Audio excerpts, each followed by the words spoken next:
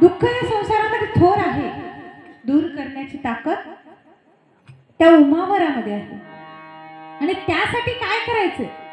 दुःख जर दूर करायचं असेल तर भावे नाम घ्यायचे, भावनेने घ्यायचे, अंतःकरणातून घ्यायचे आणि त्या शिवभजनामध्ये रंगून जायचं.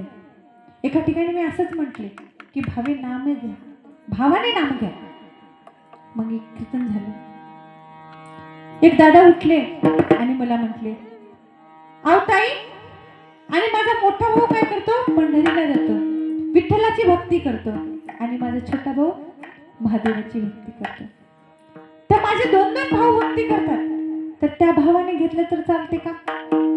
तर भावाने म्हणजे भावाने नाही, अंतःकरणातून शुद्ध भावनेने, शुद्ध भावनेने जर नामस्मरण घेतलं तरच दूर होऊ शकतं, दुःख दूर होऊ शकतं.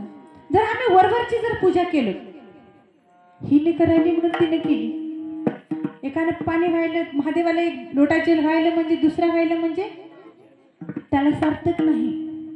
तर मनातून, अंतःकरणामधून तुम्ही कसंही घ्या, उठताना घ्या, झोपताना घ्या, काम करताना घ्या, पण ते नाम घ्या आणि तेही भावाने घ्या.